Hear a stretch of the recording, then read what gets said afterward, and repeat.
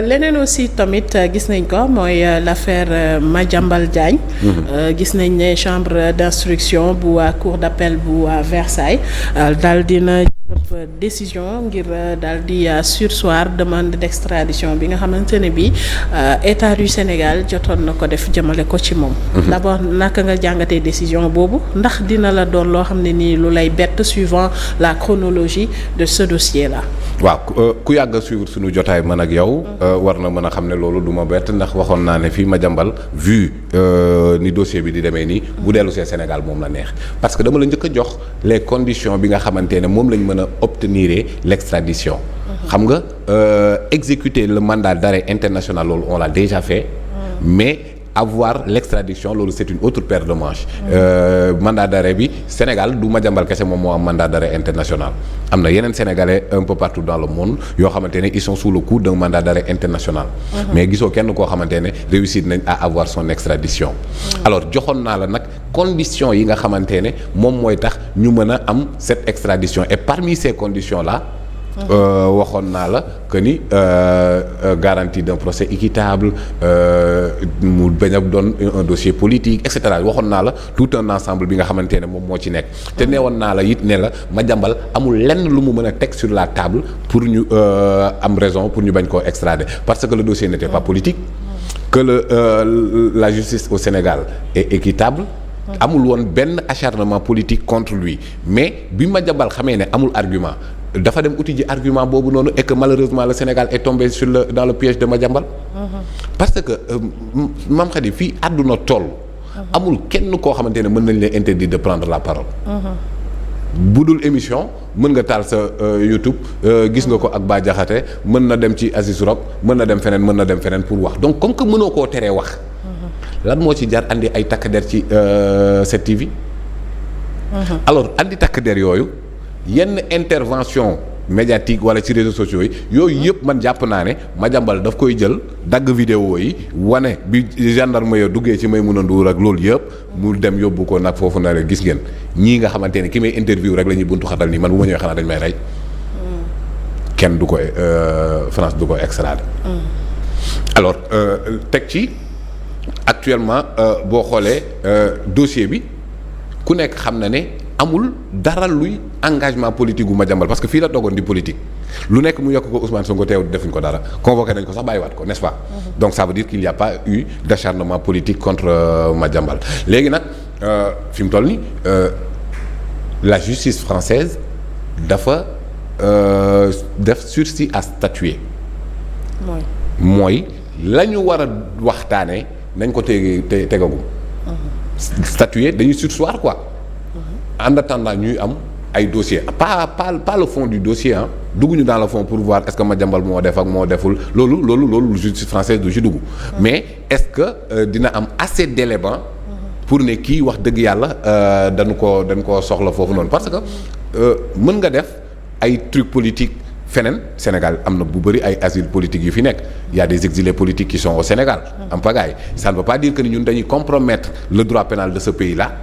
mais par contre day permettre à ce que ñenn ñi mën a am yenn noflaay pour ñu leen buntu xatal ci wàllum politique alors léegi on l'a sursis à statuer dañ ko renvoyé ba kañ le 3 la ñu wax non.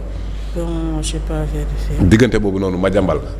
dee koy seetaan il va lancer bombe sur bombe. il l'a déjà commencé voilà. avec beaucoup de mensonges passez-moi l'expression. parce que il se demandait est-ce que le Premier ministre est en fuite alors que tout le monde sait que c'est lui qui est en fuite récidiviste parce que il avait accusé Ousmane Sonko d'être un fugitif finalement c'est lui qui est devenu fugitif. alors donc tey yooyu muy def ku nekk xam na ne ay waxi ndax sax ndag la. Premier ministre déménagé na fii est-ce que il est en fuite par là ay waxi dof yoo xamante ne te jàpp naa ne fii ak boobu day jéem a corser loolu noonu pour avoir des réponses politiques comme le poste de Waly Diouf Bodian. waaw paradis kii. vous voyez vous pensez que si Emmanuel Macron voit ce poste-là il va nous livrer Madiambal. vous pensez que si la justice française voit ça dinañu livrer Madiambal donc parfois en fait. attaque yi muy def c'est de la provocation pour avoir des réponses yuy corser dossier yow. ok bon la lâcheté vient du fait que sa femme et ses enfants sont en prison lui il essaie de se tirer d'affaire foofu la mbir yi nekk mais pour dire que la muy wax moom xam na ne la muy wax amul xam na ne accusation yu muy def amul donc ne pas arriver ci ay surfacturation d'ellipse mais même les agissements même le livre de Madiambal c'est une mine d'infraction kon ñii bu ñu ko bëggoon faagaagal sur le plan politique Madiambal na du wax bay nekk candidat ci ay élections. D'accord. Pour dire que la clémence bi nga xamante ne régime bi mi ngi koy am mais clémence nag ne signifie pas faiblesse de l'État clémence bii tax Pape Moussa bi nga xamante ne bëgg na ñu deg justice à quelqu'un mais bu gisee lii gis justiciable bi di file nii mais fat nga mer wax benn affaire mu capturer waat dugal et cetera moo tax parfois mbir yi nañ ci ànd ak intelligence l'intelligence juridique benn branche boo xamante ne man maa ko imaginer nii rek pour ne parfois du texte yi kese ñoom ngay topp ba mu orienté la foo xamante ne mën nga bañ a am répression Victor Hugo dafay faral di wax ne le premier devoir d'un juge c'est d'être juste avant d'être formaliste parce que formaliste mooy topp texte yi topp forme yeeg topp daal alors que le premier devoir dit Victor Hugo c'est d'être juste parfois notre justice manque de justesse donc man daal en tout cas bu ñu amee extradition bi la ba léegi nag ci erreur yi dafa weesu loolu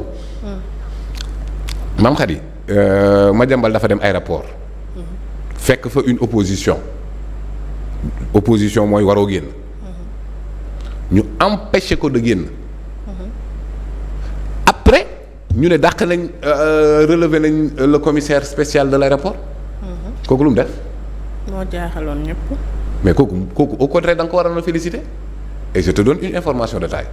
vas-y à l'aéroport tu le verras là-bas travailler ah bon maa la wax li il est toujours là-bas comment ça il est toujours là-bas soit dañoo xam ne erreur lañ defoon wa il a voilà mais kooku noonu ñu ne relevé nañ ko ma nga foofu toog ba tey vas-y vérifier tu es journaliste tu peux faire des recoupements et des investigations il est toujours là-bas alors bon bu doon man la moom wax dëgg yàlla fa nga jaar ba relevé moom di nga delloowaat communiqué ne toog naa mais pour man kooku lañ ko sant mooy bu ñu Madiambal jaarul foofu mu jaari ji Gambie yow relevé woo ki nekk ci frontière gambienne bi nga relevé ki nga xamante ne moo ko empêché qu'est-ce qui se passe moo tax quand j'ai reçu l'information que ni mi ngi fa ba léegi ça ne m'a pas surpris parce que il n'a pas fait de faute il devrait être félicité parce que au moins il a empêché Madiambal de sortir et Madiambal n'est pas passé par là alors que moom responsabilité am aéroport la bu doon Madiambal aéroport la kii sax mën nañ ne il a fauté mais Madiambal jaarul aéroport doo dem xool ji ñi nekk frontière gambienne d'autant plus que ñooñu ñoo empêché son fils waaw et Madiambal passe là-bas alors dis donc ce n'est pas surprenant bon ce qui me surprend mooy bu doon man la moom dama naan communiqué bi ngeen def ba relever ma da ngeen koy defaat pour ma dem toogiwaat. mais il est toujours là-bas. ñëpp xam ne yéen a juumoon. c'est ça. xëy na dañ ko bëgg a kii noonu rek donc kon finalement ñoom li ñu teg ci par rapport ak la garantie d'un procès équitable donc mën nañ ne loo xam ne nii. difficilement la ko Sénégal di amee parce que un procès équitable moom saa yi Mansour Faye gi nii. dem na yoonam. je pense que Lat Diop génn na. Pape Malick Ndour avec son discours incendiaire mi ngi noonu kon donc fii nii au contraire sax dañ naan justice bi c'est trop clément ba tax na Sénégalais yu bari ñu ngi ci ay interrogations sur est-ce que dëgg-dëgg li ñu doon xaar dinañ ko am parce que man wax dëgg yàlla man moom je te dis amatuma yaakaar ci yu bari. Ah bon? Je te le dis non avec de la manière la plus ferme possible maam Khady je te dis que ni yu ci bari amatuma ci yaakaar. parce que ku nekk xam na ne dëkk bi dóor nañ suñuy milliards loolu moom c'est un secret de polichinelle ku mënti doon mën na ko kii malgré suñuy richesse ak suñuy nangam pauvreté bi bu ñu yeggee fii mooy ne dañoo dóor suñu alal ñu ne léegi régime bi day ñëw pour faire une reddition sans complaisance des comptes. ba tey ba sànq gisoo ci ñooñu noonu ñi nga xam ne ñoo dóor suñu milliards gisoo kenn koo xamante ne justice bi inquiété na la ci quoi que ce soit doo jaaxle loolu. après 2 ans de pouvoir. même le Gabon ñu ngi def procédé Bongo aujourd'hui on a fait le procès de personne malgré sunu ay milliards yu ñu lapidé deuxièmement non martyrs ay bakkan yu rot ay nit yu ñu torturé ñoo xamante ne ba léegi ñu ngi traîner des séquelles ñi ñu amputé leen ba tey ba sànq gisoo dara lu bougé et on nous parle de réconciliation oui je suis d'accord on doit se réconcilier mais dès le début de l'alternance de l'avènement du président Diomaye nee naa woon bokk na ci chantier yi gën a métti yi muy jàmmaar lool mooy la réconciliation nationale la réconciliation nationale c'est un impératif dans la bonne gouvernance on est d'accord là-dessus mais loolu ça ne doit pas compromettre ñi nga xamante ne ñoom ñoo def ces atrocités ñu fay jusqu'à dernier centime ci li nga xamante ne ñoom lañ teg Sénégal ci goutte mais lan moo tax ma gën a ci ñàkk yaakaar mooy le président Macky Sall face à Aziz Rock li nga xamante ne bi muy génn Sénégal dafa daw bay waaj a faqastalu le 2 avril 2024 tuuti mu daal ndax xam na li mu bàyyi ci passif ci ginnaawam kooku bu demee ba toogaat ci émission naan ne moom mu ngi yaakaar nekk secrétaire général Nations Unies te yaakaar na Sénégal jàppale ko ci maam Khady qu'est-ce qui se passe entre daw bi bay waaj a faqastalu ak jékki-jékki di yaakaar ndimbalu Sénégal pour nekk secrétaire général Nations Unies ci diggante bi y a quelque chose y a quelque chose comme quoi une compromission une discussion des deals des waxtaan je me pose des questions parce que ki nga xamante ne dafa daw bay waaj a faqastalu kooku bu toogee ne la exclurul nekk candidat ci secrétaire général Nations Unies bu dee exclurul loolu te exclurul Sénégal bi nga xamante ne sous son règne plus de 80 personnes des règnes il a battu le record des détenus politiques au Sénégal de l'indépendance jusqu'à nos jours mësoo gis fu ñu jëlee 2000 personnes dóor leen mandat de dépôt y compris des enfants de 13 ans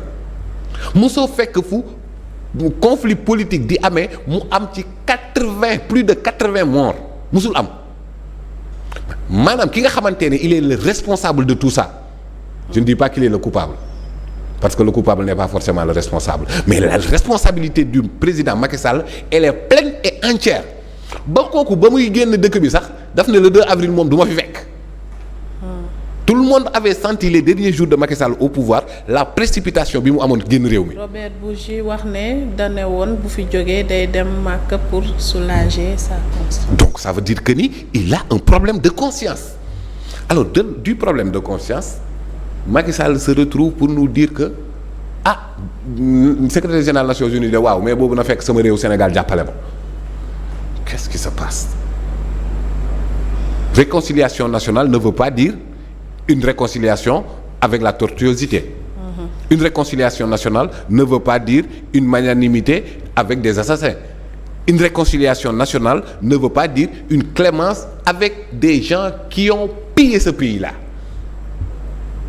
Parce que nag jàmm moom ci justice lay tàmbalee jàmm ci dëgg lay tàmbalee. Les enfants du président Macky Sall ne sont pas plus sénégalais que Baba Kana. Ils ne sont pas plus sénégalais que Pape Amadou Keïta. Ils ne sont pas plus sénégalais que Idrissa Goudiaby. ñooñu ils ont perdu la vie. ma ne nag président Diomaye s'il avait réussi à faire de Bambey downtown de Dubaï. Sans la justice il a réussi. su doon Sénégal dafa am problème économique ba mel ni désert u Sahara avec la justice il réussit ce que je veux dire mooy ndax dafa am ñu ko koy wax que ni jéem a def justice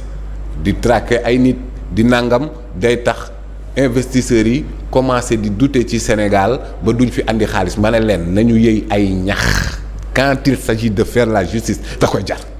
parce que nag bakkan moom kenn du ko tëqaleeg ay investisseurs buy andi xaalis. investisseurs yi nañ andi lu leen neex sénégalais na mel nu ko neex